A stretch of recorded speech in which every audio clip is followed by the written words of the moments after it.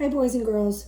I'm going to start a novel that I'm going to read with you, and it is called The Miraculous Journey of Edward Tulane by Kate DiCamillo. And I'm just going to show you, I'm reading it off of my Kindle. I borrowed it from the library.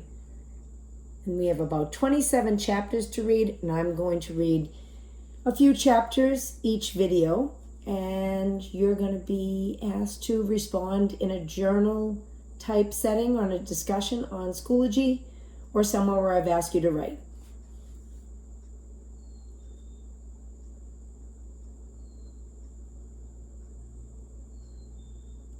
Chapter 1. Once in a house on Egypt Street, there lived a rabbit who was made almost entirely of china. He had china arms and china legs and china paws and a china head and a china torso and a china nose. Now we all know that china in this sense of the term means made of porcelain or a glass type material, so that means very breakable. His arms and legs were jointed and joined by wire so that his china elbows and china knees could be bent, giving him much freedom of movement. His ears were made of real rabbit fur, and beneath the fur there were strong bendable wires which allowed the ears to be arranged into poses that reflected the rabbit's mood. Jaunty, tired, full of ennui. His tail, too, was made of real rabbit fur and was fluffy and soft and well-shaped. The rabbit's name was Edward Tulane, and he was tall. He measured almost 3 feet from the tip of his ears to the tip of his feet. His eyes were painted a penetrating and intelligent blue. They think that his eyes being blue made him intelligent. It's just paint on the porcelain. In all, Edward Tulane felt himself to be an exceptional specimen. Only his whiskers gave him pause. They were long and elegant, as they should be, but they were of uncertain origin. Edward felt quite strongly that they were not the whiskers of a rabbit. However, or whom the whiskers, had belonged to initially. What unsavory animal was a question that Edward could not bear to consider for too long, and so he did not. He preferred, as a rule, not to think unpleasant thoughts. Sounds like this character has a lot of thoughts that are generalizations about what rabbits should be and what intelligence should be and what one should look like. We'll have to think about that.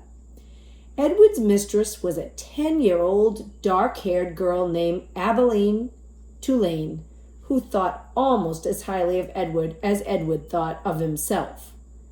Each morning after she dressed herself for school, Abilene dressed Edward. The china rabbit was in possession of an extraordinary wardrobe composed of handmade silk suits, custom shoes fashioned from the finest leather and designed specifically for his rabbit feet, and a wide array of hats equipped with holes so they could easily fit over Edward's large and expressive ears. Each pair of well-cut pants had a small pocket for Edward's gold pocket watch. Abilene would wound this watch for him each morning. "Now, Edward," she said to him after she was done winding the watch, "when the big hand is on the 12 and the little hand is on the 3, I will come home to you." So Abilene, let's think about what kind of character she is. I wonder, it sounds as if she's going to go somewhere. So maybe she's a human being. She placed Edward on a chair in the dining room and positioned the chair so that Edward was looking out the window and could see the path that led up to the Tulane front door. Abilene balanced the watch on his left leg. She kissed the tips of his ears, and then she left, and Edward spent the day starting out at Egypt Street, listening to the tick of his watch and waiting. Of all the seasons of the year, the rabbit most preferred winter, for the sun set early then, and the dining room windows became dark, and Edward could see his own reflection in the glass. And what a reflection it was! What an elegant figure he cut. Edward never ceased to be amazed at his own fineness. Sounds like he feels very highly about himself. In the evening, Edward sat at the dining room table with the other members of the Tulane family, Abilene, her mother and father, and Abilene's grandmother, who was called Pellegrina. True, Edward's ears barely cleared the tabletop, and true, also, he spent the duration of the meal staring straight ahead at nothing but the bright and blinding white of the tablecloth. But he was there, a rabbit, at the table. Abilene's parents found it charming that Abilene considered Edward real, and that she sometimes requested that a phrase or story be repeated because Edward had not heard it. "Papa," Abilene would say, "I'm afraid that Edward didn't catch that last bit." Abilene's father would then turn in the direction of Edward's ears and speak slowly, repeating what he had just said for the benefit of the china rabbit.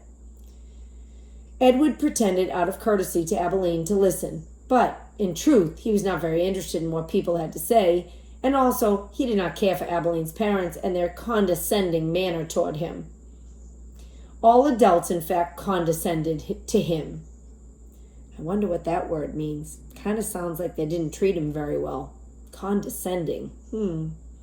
Only Abilene's grandmother spoke to him as Abilene did, as one equal to another. Pellegrina was very old. She had a large, sharp nose and bright black eyes that shone like the dark stars. It was Pellegrina who was responsible for Edward's existence. It was she who had commissioned his making. She who had ordered his silk suits and his pocket watch, his jaunty hats and his bendable ears, his fine leather shoes and his jointed arms and legs, all from a master craftsman in her native France. That means she's from France, Pellegrina. It was Pellegrina who had given him as a gift to Abilene on her 7th birthday.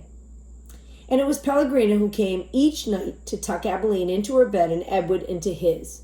"Will you tell us the story, Pellegrina?" Abilene asked her grandmother each night. "Not tonight, lady," said Pellegrina.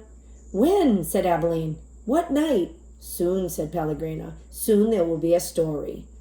And then she turned off the light, and Edward and Abilene lay in the dark of the bedroom.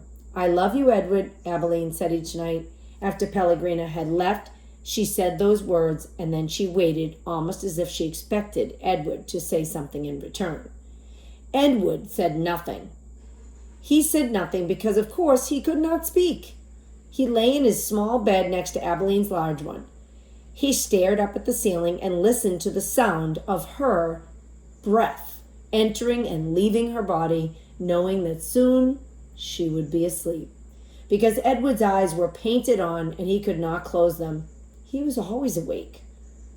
Sometimes if Abilene put him into his bed on the side instead of on his back, he could see through the cracks of the curtain and out into the dark night. On clear nights the stars shone, and their pinprick light comforted Edward in a way that he could not quite understand. Often he stared at the stars all night until the dark finally gave way to dawn. Chapter 2. And in this manner Edward's days passed one into the other, and nothing remarkable happened. Oh, there was the occasional small domestic drama. Once, while Abilene was at school, the neighbor's dog, a male brindled boxer, inexplicably named Rosie, came into the house uninvited and unannounced and lifted his leg on the dining room table, spraying the white tablecloth with urine. He then trotted over and sniffed Edward, and before Edward even had time to consider the implications of being sniffed by a dog, he was in Rosie's mouth, and Rosie had shaken him back and forth and vigorously growling and drooling. Here's a picture of Rosie and the rabbit. So now you can see that the rabbit is something that she has from her grandmother, like a doll, but it has porcelain, which is also referred to as china in the story. "Drop it," she shouted to Rosie. Fortunately, Abilene's mother walked past the dining room and witnessed Edward suffering. "Drop it," she shouted to Rosie. And Rosie, surprised into obedience, did as he was told. Edward's silk suit was stained with drool, and his head ached for several days afterward, but it was his ego that had suffered the most damage. Abeline's mother had referred to him as it, and she was more outraged at the dog's urine on her tablecloth than she was about the indignities that Edward had suffered at the jaws of Rosie. And then there was the time that a maid, new to Tulane household, and eager to impress her employers with her diligence, came upon Edward sitting in this chair in the dining room. "What's this bunny doing here?" she said out loud. Edward did not care at all for the word bunny. He found it derogatory in the extreme. The maid bent over him and looked into his eyes. She said. She stood back up. She put her hands on her hips. "I reckon you're just like every other thing in this house. Something needed to be cleaned and dusted." And so the maid vacuumed Edward Tulane and sucked each of his long ears up in the vacuum cleaner hose. She pawed at the clothes and beat his tail. She dusted his face with brutality and efficiency, and in her zeal to clean him, she vacuumed Edward's gold pocket watch right off his lap. The watch went into the maw of the vacuum cleaner, and with distressing clank that the maid did not even seem to hear, when she was done, she put the dining room chair back at the table, and uncertain about exactly where Edward belonged, she finally decided to shove him in among the dolls on the shelves in Abeline's bedroom. "That's right," said the maid. "There you go."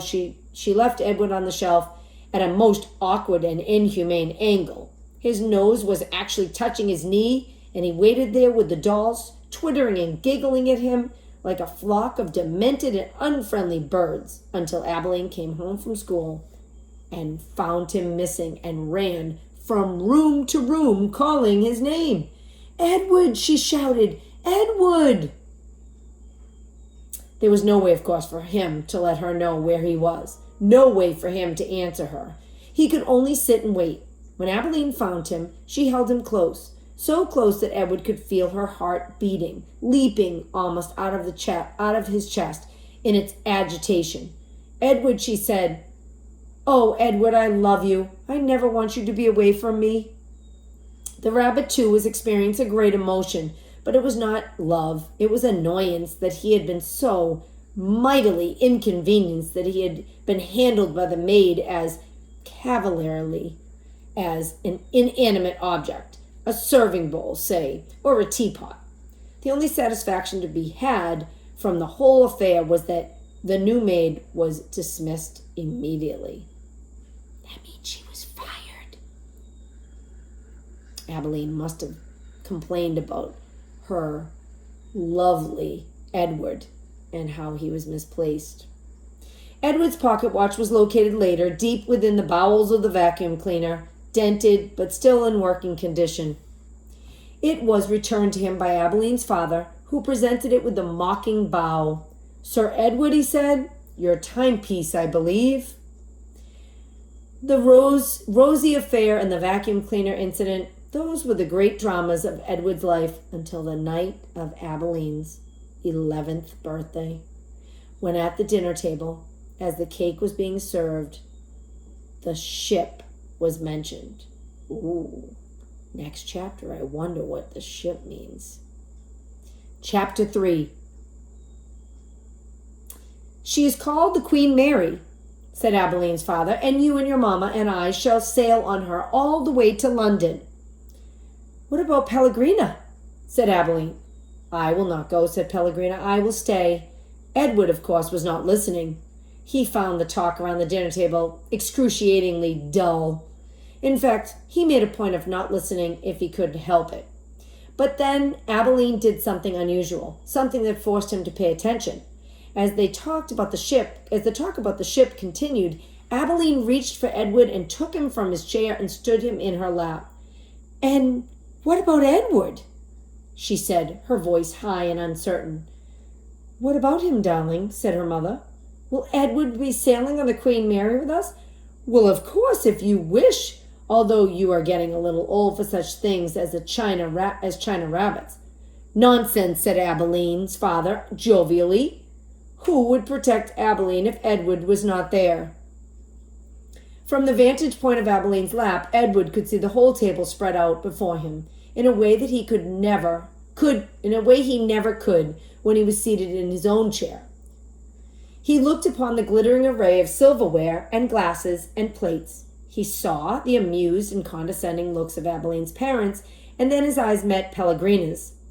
She was looking at him in the way a hawk hanging lazily in the air might study a mouse on the ground. Perhaps the rabbit fur on Edward's ears and tail and the whiskers on his nose had some dim memory of being hunted for a shiver went through him. Being hunted, for a shiver went through him. I apologize. "Yes," said Pellegrina, without taking her eyes off Edward. "Who would watch over Abeline if the rabbit were not there?" That night when Abeline asked, as she did every night, if there would be a story, Pellegrina said, "Tonight, lady, there will be a story."